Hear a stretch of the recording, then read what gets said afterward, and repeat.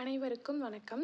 நம்ம இந்த பதிவில் கரும்பு பற்றி தான் பார்க்க போகிறோம். கரும்பு, அதோட சாறு, கரும்பு சாறு இது சாப்பிட்றனால நம்ம உடலுக்கு என்னென்ன நன்மைகள்லாம் நடக்குது, அது என்னென்ன நோயெல்லாம் சரி பண்ணுது அப்படிங்கிறத பற்றி தான் நம்ம இந்த பதிவில் பார்க்க போகிறோம்.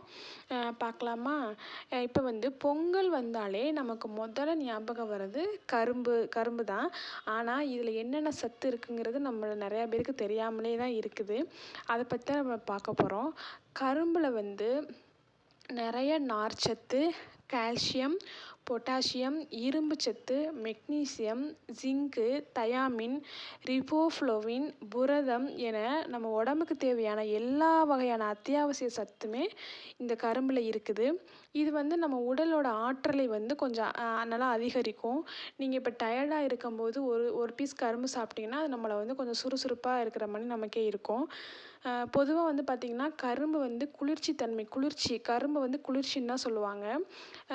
கரும்பு கிடைக்கிற சீசனில் நம்ம தேவையான அளவு சாப்பிட்டோம் அப்படின்னம்னா நமக்கு குடல் புண்ணு, மூலம், அப்புறம் சூடு இது எல்லாமே குணப்படுத்தும் அப்படின்னு சொல்கிறாங்க. பித்தத்தை கூட இது நீக்குது. புண்களையுமே இது ஆற்றுது. நம்மளுக்கு வயிற்றில் வர அந்த புண்ணு அதெல்லாமே இந்த கரும்பு சாப்பிட்றனால சரியாயிடும். இது பார்த்திங்கன்னா ஜீரண சக்தியுமே நம்மளுக்கு நல்லா தூண்டும். கரும்பு சாப்பிட்டு பாருங்களேன், உங்களுக்கு நல்லா பசி எடுக்கும். அதனால் நீங்கள் கரும்பு நல்லா பசி எடுக்கலை அப்படின்னா கரும்பு சாப்பிட்டிங்கனாலே உங்களுக்கு நல்லா பசி எடுக்கும். இப்போ கரும்பு சாரோட இஞ்சி சாறு கலந்து நம்ம சாப்பிட்டோம் அப்படின்னம்னா வலிப்பு நோய் குணமாயிரும். அதே மாதிரி பார்த்திங்கன்னா கரும்பு சாறு உடல் சூட்டையுமே நல்லா குறைக்கும். ஒரு கப்பு கரும்பு சாரோட கொஞ்சோண்டு வெல்லம், ஒரு தேக்கரண்டி நெய் சேர்த்து சாப்பிட்டோம்னா உடல் நல்லா குளிர்ச்சியாக இருக்கும்.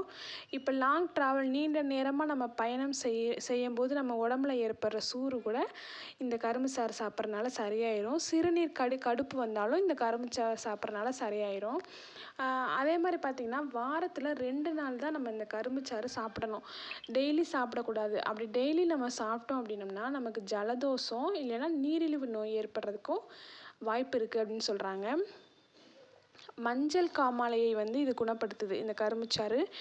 வெயிட் லாஸுக்கும் உதவுது, எடை குறைப்பிற்கும் உதவுது. புற்றுநோயை எதிர்த்தும் இது போராடுது. கல்லீரலோட செயல்பாட்டை மேம்படுத்துது.